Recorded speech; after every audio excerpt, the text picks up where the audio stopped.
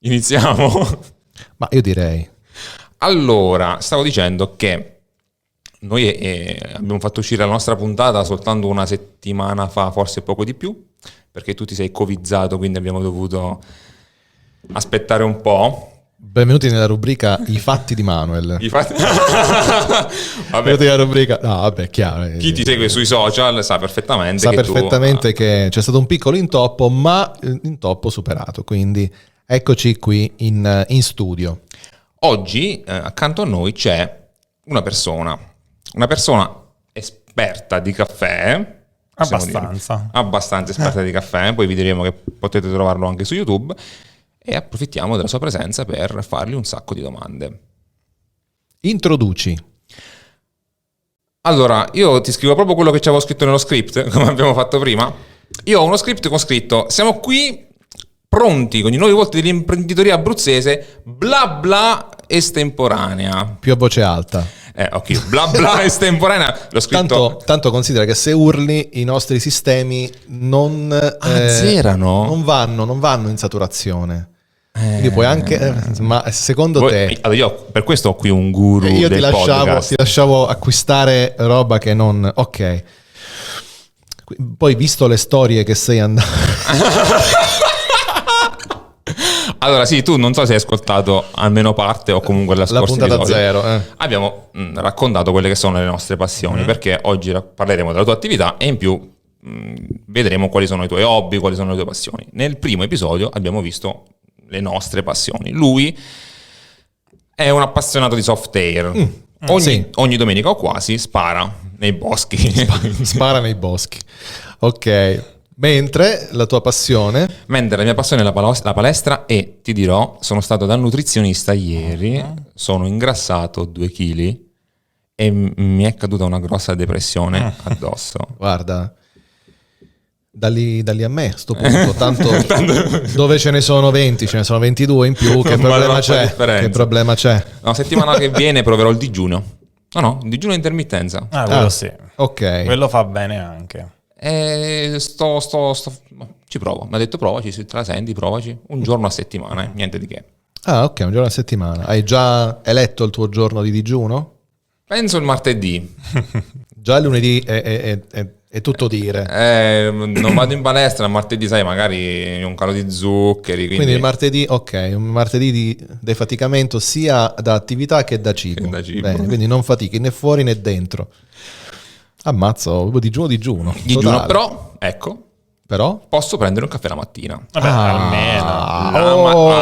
Ma che gancio ti sei iscritto? Non l'ho scritto, questo è tutta mente. Il caffè, penso amaro, non mi ha parlato di zucchero, però c'è chi dice che il caffè va bevuto amaro. Allora. Anzi, tengono a precisare, non amaro ma senza zucchero. Allora, qua andiamo già sul tecnico e complicato. Bisogna un po' distinguere tra quella che è un po' quello che dico io, l'aristocrazia del caffè, dove ci sono tutti i puristi. Io non mi sento un purista, quindi secondo me il caffè è una cosa che deve piacerti, è una cosa soggettiva, quindi se hai bisogno mettilo lo zucchero. È vero pure che lo zucchero è un po' neutralizzante, no? Rispetto agli aromi e alla complessità del caffè, quindi io direi di non metterlo. Quindi se si ha l'esigenza di sentire il sapore del caffè, non metterlo.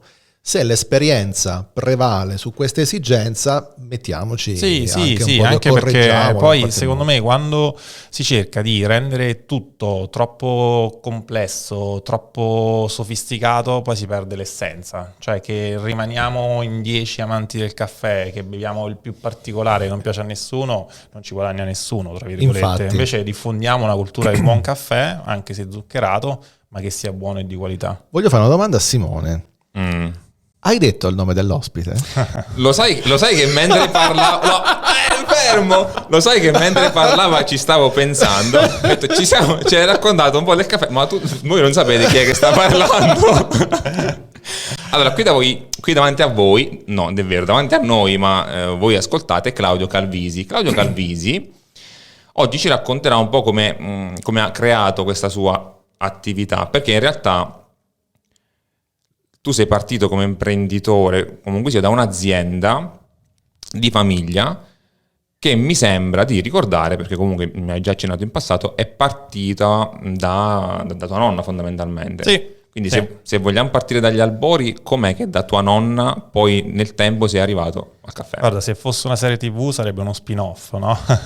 Intanto voglio capire tua nonna cosa faceva. Allora, mia Partiamo nonna, dall'inizio. sì, mia nonna era, vabbè, innanzitutto ci chiamiamo Dolci Aveia perché Aveia è la necropoli di Fossa che sta in provincia appunto dell'Aquila ed era una civiltà antichissima di tanti anni prima di Cristo.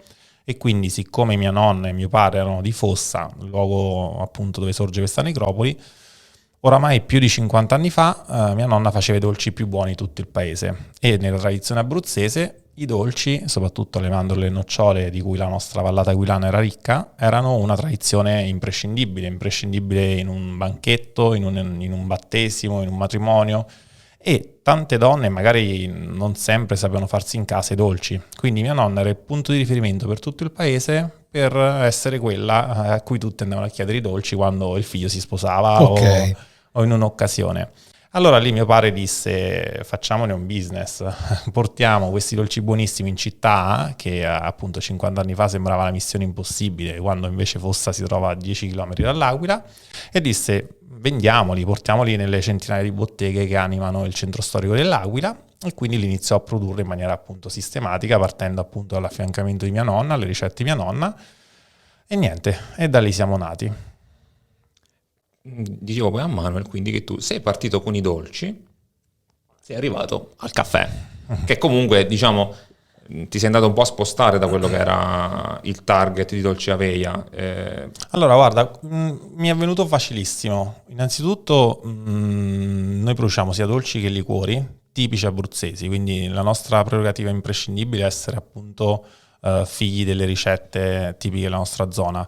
Il caffè si è semplicemente aggiunto per completare il fine pasto. Okay. Cioè nel mio ideale un fine pasto si compone dalla mia genziana, proprio come la faceva mia nonna, dai dolci come li faceva mia nonna, e cosa manca a completare un fine pasto? Un buon caffè. Un buon caffè. Certo, Quindi certo. sinceramente mi è venuto veramente facile aggiungere questo completamento. Certo, il caffè è un'altra cosa, un'altra cultura e viene dalla mia passione. Il caffè c'è sempre stato nella mia testa come passione e quindi è venuto come naturale completamento.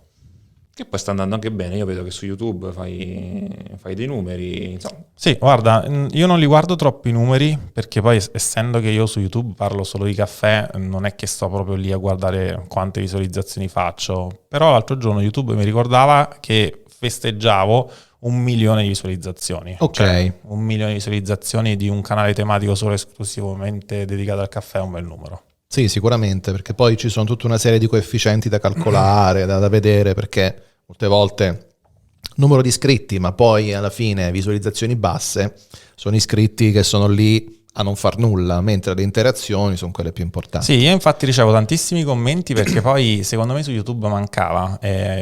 Io l'ho fatto perché appunto ne sentivo l'esigenza, anche perché guardavo solo canali in inglese. Ok. Tema caffè, dicevo ma possibile in Italia la parla del caffè, non si parla di caffè su YouTube? Ho detto vabbè, lo faccio io col mio modo, ma lo faccio io. E adesso finalmente dopo più di 2 anni, un appuntamento ogni sabato alle 2, quindi comunque un bello sforzo, finalmente vediamo anche i risultati. Si è creata una community molto forte che magari numericamente non sarà enorme, ma sono belli appassionati, è bello. E questo è molto interessante. Prima quando dicevi liquori mi si è accesa una lampadina, perché i liquori della tradizione abruzzese sono pazzeschi, io li adoro. C'è il team Ratafia e il team Genziana. Sì, sì. Dove ti posizioni? Allora io mi posiziono nel mezzo, nel senso che per lavoro non mi schiero perché devo bere la Genziana, perché mi piace, devo riconoscerla e conoscerla. Ratafia magari è l'opposto, è molto dolce, ma comunque devo conoscerla e riconoscerla. Certo. Ti dico la via di mezzo qual è, che secondo me è veramente trasversale, l'amaro. L'amaro abruzzese alle erbe, ogni famiglia ha la sua ricetta e secondo me sposa veramente qualsiasi gusto. Tutte le esigenze, sì. Dal palato che preferisce. Sì, perché da un lato abbiamo un gusto molto amaro, molto secco della terra, appunto, sì. e dall'altra parte un dolce, perché tra il vino di cui è composto e le amarene abbiamo questi due estremi. Sì. E l'amaro abruzzese si posiziona al centro. Infatti, Bello. guarda, se abbiamo solo uno spazio in cantina, mettiamo Sì. l'amaro abruzzese. Ok. Se ne abbiamo 2, allora facciamo ratafia genziana. Se ne abbiamo 3, allora tutte e completiamo la gamma. 3 completiamo la gamma. Meraviglioso. Anche perché poi è bello nell'amaro, essendo che appunto ogni famiglia ha la sua ricetta, Sì. tipo nel nostro ci sono tantissime erbe, ma c'è anche qualche chicca, tipo la cannella, la buccia d'arancia, quindi ognuno poi ci ritrova un sentore diverso, quindi è di una complessità particolare. La genziana è un po' più facile da riconoscere, Sì. sicuramente, però anche lì poi ne dovremo parlare. Sì, anche lì c'è tutto un mondo, perché sembra così semplice da Sì. fare, poi in realtà si possono prendere diverse strade. Ma ti dirò di più, io ho visto che molti abruzzesi in casa propria cercano di farsi i propri liquori in qualche modo, quindi le loro ricettine segrete che poi non si possono bere, però ce le hanno. E mi chiedevo se era possibile eventualmente in casa propria realizzarsi invece la propria miscela a livello amatoriale, quindi si può, che ne so, prendere dei chicchi di caffè e in qualche modo crearsi la propria miscela. Allora, noi vendiamo anche il caffè crudo verde, che va cotto in una tostatrice, che c'è anche casalinga, ma per avere un prodotto decente bisogna spendere 500-600 euro, quindi non è propriamente facile. Ma senza inventar nulla, le nostre nonne avevano il tostino del caffè, che può essere anche... cioè alla fine il caffè va cotto, quindi adesso vanno di moda le friggitrici ad aria col cestello, potrebbe quasi andare bene. Quelli che fanno le popcorn potrebbero quasi andare bene, quindi si può fare. Poi dirti che io lo berrei, no, forse no. è di una complessità che sembra banale, ma in realtà io impazzisco 6 mesi per riuscire a creare una miscela, quindi pensare che tu possa replicarla con un padellino, con uno strumento del genere, riesci a cuocere il caffè, però... Quindi tu oggi hai una tua miscela. Più di una. Più di una, ok. Più di una miscela ho, che sono quelle che poi commercializzo, quindi abbraccio, carezza, pensiero e bacio, che sono ognuno un gesto d'affetto caratterizzato appunto da... Qui ne abbiamo 2, vi facciamo allora, sentire... questa è pensiero. E questo è bacio. Beh, guarda, Il suono è quello, ma vi posso garantire che il sapore è diverso. E quindi diciamo che si può cuocere il caffè in casa, però si fa fatica per arrivare a un risultato professionale, ecco. Quindi magari, ecco, per iniziare ad avvicinarsi alle dinamiche di come si può creare una miscela, si può anche giocare un pochino e sperimentare. Io poi credo che ci sia il parallelismo del vino, cioè secondo me il caffè e il vino devono andare di pari passo, quindi se vogliamo scoprire il mondo del vino o del caffè, io non partirei dal piantare la vite e raccogliere i frutti e poi farne il vino, inizierei a lavorare sui prodotti finali che le aziende fanno, no? Quindi come riconoscere un buon caffè, come assaggiare correttamente un buon caffè, quindi secondo me il percorso da fare è prima quello, poi quando su quello si è veramente ferrati, allora uno va alla fonte e dice ok, ma da dove viene questo caffè, qual è la materia verde, come si cuoce, quello è un passaggio veramente... Sì, anche perché poi se partiamo invece dal voler subito cuocere, macinare, poi una volta che è fatto, come riconosci se è venuto bene o meno, quindi hai bisogno. Poi c'è il di rischio di conoscenza. quello che ci dicevamo prima sui liquori, no? Sì. Che uno se lo fa in casa gli sembra buono solo il suo, ma se non hai la competenza per riconoscere se è buono, io sia nel caffè, sia nei liquori, sia nei dolci, io purtroppo mangio tutto, cioè da quelli più commerciali a quelli più stellati, tra virgolette, certo. proprio per poi riconoscere quello che è giusto. Se uno parte solo dal proprio vino è come il vino del nonno, no? Cioè il vino del nonno, per il nonno è il più buono, però un po' di aceto sta sempre. Lì c'è tanta della nostra infanzia, ecco perché è buono, poi il resto... Un sacco di moschini galleggianti. E prima di cambiare argomento, perché alla fine, una volta che conosciamo la tua azienda, quello che fai, dove ti trovi, che l'hai detto benissimo, all'Aquila? Sì. Poi daremo tutti i contatti per poter, chiaramente, e li metteremo in descrizione del podcast. L'ultima domanda a tema caffè era questa. Esiste, sta storia di questo animale che digerisce questi chicchi di caffè e fa questo caffè spaziale. È così? Non è così? Sì, allora... È una storia bruttissima, anche qui, cioè io ho una posizione chiara, non sarà simpatica a tutti perché un caffè noto e arcinoto costa tantissimo e tutti lo vogliono, ma per me è una crudeltà inaudita, cioè noi amiamo come azienda l'ambiente, amiamo gli animali, amiamo il rispetto di questa terra. Per me far mangiare dei chicchi di caffè a un animale per poi farlo defecare, recuperare quei chicchi perché si sono fermentati nello stomaco è di una crudeltà inaudita, anche perché poi capiamo bene che dietro a quel costo veramente esagerato c'è un business immenso che fa sì che questi animali vivano in gabbia tutta la vita, costretti a mangiare in continuo, e quindi per me quel caffè non lo bevo, non lo tratto, non lo consumo. Purtroppo è rinomato, sì, è particolare, però oggi è uscito un video dove assaggiavo un caffè fermentato. Si può bere un caffè fermentato, si può bere un caffè speciale senza coinvolgere gli animali, quindi... Te lo stavo per chiedere, se esiste una maniera alternativa per ottenere un risultato simile. Sì, allora quello è speciale perché appunto vive questa digestione all'interno dell'animale, quindi sicuramente un caffè speciale, ma se andiamo sugli specialty coffee, che sono questi caffè speciali e certificati da una serie di assaggiatori, si può bere un caffè acido, si può bere un caffè dolce, si può bere un caffè amaro già per natura, perché talmente basta, cioè io qui torno al vino. Per noi il caffè è andare al bar, spendere €1 e buttare giù e svegliarci. Invece no, il vino come il caffè è pieno di note aromatiche, complessità, quindi dobbiamo solo cambiare il nostro approccio verso il caffè. E appunto ho bevuto un caffè fermentato, una torrefazione greca, un prodotto particolarissimo, e ho vissuto un'esperienza fantastica senza andare a disturbare gli animali.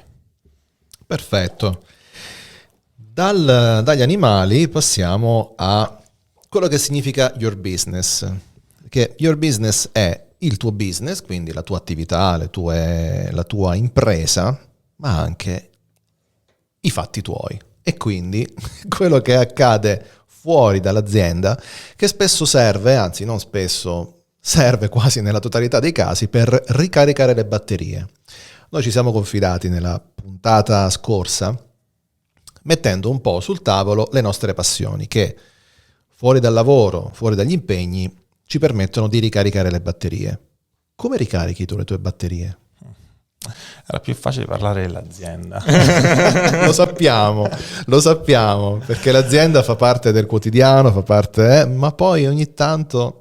Allora, diciamo che si possono ricaricare in vario modo, dipende tantissimo dai momenti. Per me ricaricare significa assolutamente, non me ne vergogno, stare sul divano. Stare sul divano significa leggere, significa guardare YouTube, comunque andare a scoprire un mondo senza muoversi dal divano. E questo è un Claudio. Poi c'è l'altro Claudio che invece non sta mai fermo, è quello che deve partire. E partire significa per me farmi 800 km in macchina per raccontare una storia e poi riportarla sul canale YouTube, significa prendere un aereo, significa non fermarsi mai, ed è anche un po' faticoso perché mi sta intorno questa parte di Claudio. Quindi certo. sono un po' sia l'uno che l'altro, questo è ricaricarsi per me. Quanto YouTube ti permette di dire lo voglio fare? Ti spiego. Per molti YouTube è un'estensione del proprio business e molto spesso è un dobbiamo registrare, cioè è proprio un dovere, un obbligo nei confronti di un'azienda che in molti casi si basa tutta online. Nel tuo caso, tu racconti l'esperienza del caffè, diventa un approccio differente? Allora, guarda, il giorno in cui sarà veramente dobbiamo, spengo la telecamera, non era esattamente il tema. È già faticoso, però è anche bello, no? Portare chi mi guarda dietro nella mia telecamera, nella mia esperienza, per me è una cosa che mi fa piacere. Il giorno in cui sarà veramente pesante non lo farò, al di là del business. A me tutti mi dicono fai il canale TikTok, sfrutta meglio Instagram, tutto vero, potrei farlo, ma se è una cosa che per me faccio fatica a farlo, io non la faccio. Cioè ho già fatto delle scelte nella mia vita che mi hanno portato a fare quello che mi piace, no? È un po' quel discorso, fai quello che ti piace e non lavorerai mai, no? Ok. E sì, io sposo quella filosofia appieno, quindi io faccio YouTube perché mi piace raccontare una storia che io vivo e mi piace portare cultura del caffè. E non è un dovere, ma è una scusa. Cioè io la sfrutto come sto qui, sto facendo una cosa fantastica, una scusa a registrare per poi farmi anche il mio album dei ricordi. Oramai inizio a avere dei video che riguardarli è bello perché trovi un altro Claudio, un altro momento, un altro storia, un altro posto, perché poi tutti abbiamo il telefono, facciamo 100.000 foto all'anno e poi non ce le riguardiamo. Invece YouTube mi permette di sintetizzare qualche evento che mi fa poi piacere anche andare a rivedere. Quindi anche sul divano in quel momento di stacco ti riguardi anche un po'? No, non mi riguardo. Non guarda Claudio. No, sono troppo Ok. timido per riguardarmi, però sono sicuro che tra 10-15 anni lo rifarò con Benissimo. piacere, con i miei figli magari. Va bene, perfetto. Direi che abbiamo conosciuto un mondo veramente interessante. Simone, che dici?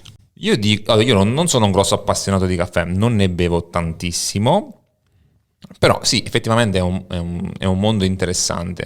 Mi ha fatto piacere, diciamo, approfondire un po' di più l'argomento. E non so se tu invece sei una persona che Allora, io hai questa abitudine, ecco. almeno un caffè al giorno non me lo faccio mai mancare. Ma Quindi- poi io credo e forse tifo per questo affinché avvenga, ma io lo dico sempre, noi abbiamo vissuto nel cibo del Made in Italy due rivoluzioni incredibili che tutti ci ricordiamo. Una è quella del vino, cioè oramai è più di un decennio che il vino ha fatto un'evoluzione Sì. clamorosa e ci ha permesso come Made in Italy di riconoscerci e affermarci nel mondo. La seconda è stata la pizza, con la rivoluzione gourmet, con tutto quello che ne è successo e che tutti sabato sera viviamo in prima persona, dove Certo. una pizza era una margherita, una capricciosa e costava 5-7 mila lire, ora 5-7 euro, adesso siamo felici di spendere 10-12 euro per pizze gourmet.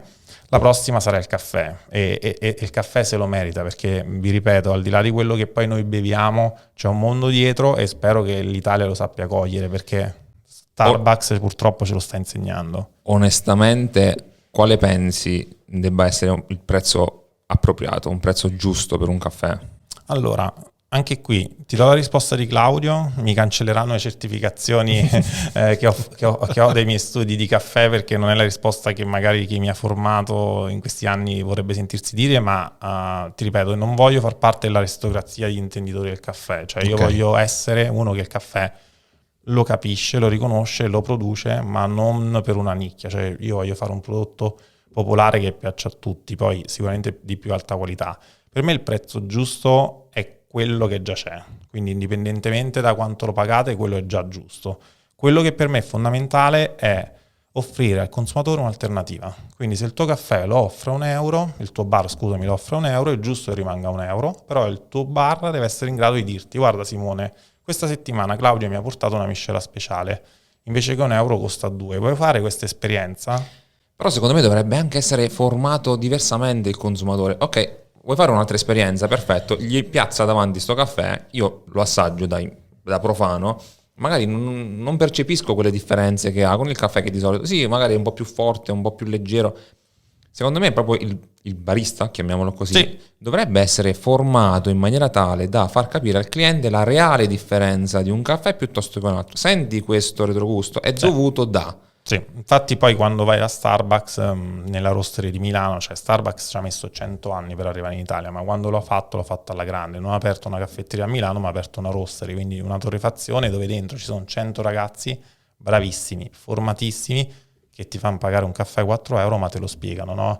E quindi anche lì è quello che tu chiedevi giustamente, altrimenti tu non hai le capacità da solo per fare questo percorso, quindi ispiriamoci a loro, copiamoli, sono stati bravi. Se tu venissi da me, io ti direi: assaggia questo caffè, ha delle note agrumate, e quindi tu ti divertiresti a riconoscercele. Poi ti potrà piacere o non piacere, ma tanto settimana prossima ci rivediamo e assaggiamo una cosa diversa. Questa cosa io l'ho vissuta con il tè, Mm. con un negozio che vendeva tè in foglie e tutta una serie di altri prodotti, quali tè particolari infusi diversi come il mate o come altri insomma, e lì c'era questo gioco di riconoscere le varie composizioni, le varie cose, le stagionalità e tutto il resto, e lì comprare la bustina da 150 o 250 grammi di tè con anche un valore diverso rispetto alla bustina di tè che prendi dalla scatolina era un'esperienza e lì si metteva a disposizione questo termos con dentro un paio di miscele a settimana e si gustavano poi col biscottino giusto, Sì. con l'esperienza, e da lì veniva Ma fuori. infatti noi del mestiere, tra virgolette, dobbiamo essere l'anello determinante in questo percorso. Cioè, nel mio negozio, ad esempio, le persone che servono il cliente non sono addette vendita, ma sono sempre persone che a rotazione producono in azienda, in maniera tale che la loro preparazione è perfetta, perché dovendo produrre il prodotto sono perfettamente a conoscenza del prodotto. Certo. Quindi ci vuole un percorso di accompagnamento e le persone formate fanno la differenza. È come andare a mangiare in un ristorante etnico. Se uno c'entra e neanche capisce i nomi di quello che c'è scritto sul menù e ordina a caso, magari gli arriva un piatto con l'agnello, a questa persona l'agnello non piace, si è rovinato Giusto. l'idea. Invece affiancato da qualcuno che lo guida e dice quali sono i tuoi gusti, le tue preferenze, ti trova il piatto e ti fa scoprire un mondo nuovo. Sul caffè, secondo me ce la faremo perché se ne inizia a parlare e se ne inizia a parlare sempre di più, e soprattutto noi in Italia abbiamo la capacità e la fortuna di avere una componente. Adesso c'è tutto il discorso dell'espresso come patrimonio dell'UNESCO, il riconoscimento, insomma una serie di attività che secondo me ce lo faranno fare, però è tutta la filiera, ma anche il consumatore, perché il consumatore deve smettere di cercare un prodotto da prezzo, guardare solo il centesimo in più o il centesimo in meno sulla cialda. Quindi il consumatore ci deve mettere il suo, noi addetti del settore ci dobbiamo mettere il nostro per guidarlo, il consumatore, aiutarlo soprattutto e non guidarlo, e prima o poi ce la faremo. Perfetto. Allora io direi di dare ai nostri amici che stanno ascoltando tutte le coordinate per poterti venire a trovare in qualche maniera. Sì, allora la maniera migliore per venirmi a trovare per quanto riguarda il caffè è collegarsi al canale YouTube 99 Caffè L'Aquila, dove ogni sabato alle 2 esce un mio racconto, una mia esperienza, una mia recensione. E invece per tutto il mondo dolci e liquori collegarsi sui nostri social Dolci Aveia, e anche lì troveranno un sacco di cose che li ingolosiranno e gli faranno venire voglia di assaggiare. Poi chi avrà voglia di assaggiare, fortunatamente i nostri siti hanno tutti un e-commerce che insomma fa sì che raggiungiamo tutto il mondo. I clienti che ci scoprono poi sono veramente dall'Australia al Canada e ovviamente tanti italiani. Benissimo. Ti è capitato, io voglio solo chiedere una cosa, ti Sì. è capitata qualche esperienza strana con qualche cliente? Cioè una cosa bizzarra che ti ricordi perché... Sì, allora, non più tardi di 3 settimane fa abbiamo ricevuto un ordine di 2 torroni, che non è periodo di torroni per noi, ma in realtà questo è per l'Italia. Il torrone all'estero, tipo in Germania, si mangia sempre, senza problemi anche, E questo qui era un italiano che aveva vissuto lungamente in Germania, dove in Germania il torrone si mangia sempre, e si era trasferito in Australia e ci ha ordinato 2 torroni e ha speso forse 8 euro di prodotto e 13 di spedizione. Quindi si è fatto mandare in Australia 2 stecche di torrone che io già quando ho visto i torroni in questo periodo mi sono stupito. Quando ho visto in Australia poi ho visto il nome italiano e allora poi gli ho mandato un messaggio e ho detto ma perché? E mi ha spiegato questa storia. E lui ha detto perché no? Esatto. Anche perché poi il torrone sta benissimo col caffè, quindi sicuramente lo mangerà con gusto. Dovevamo fare un SMR pure con una stecca di torrone che si spezzava, non ce l'abbiamo. Ma ci vuole la forza. Ma io vado in palestra, quindi Bravo, bravo. io lo spezzo bravo. il torrone. Ci pensi tu, io gli sparo il torrone. E tu lo spezzi. Povero torrone, non se la passa No, bene in nessun modo. Mangiamocelo che è meglio. Ma vediamo un po', devo dimagrire. E allora no. Ma guardo te che lo mangi. Tu dici, vabbè, tu ormai... Va bene. Io Io direi... mi avvierei alla conclusione di questa puntata. Sì, io direi che possiamo... Grazie Claudio per averci Grazie a voi. fatto scoprire questo mondo veramente interessante. Sicuramente davanti a una tazzina di caffè avrò un altro tipo di pensiero e io approfondirò perché Un poi altro sono tipo molto di pensiero? sicuro. Un ASMR. Questa è la cialda pensiero. Appena stacchiamo la registrazione te la faccio assaggiare. Va bene, ci sto. Ragazzi, grazie a tutti. Grazie, Simone. Ci vediamo. Io sempre questo... Ci sentiamo alla prossima. Come dico sempre, non teneteci d'occhio, ma teneteci d'orecchio. È così che funziona. Ciao a tutti. Ciao.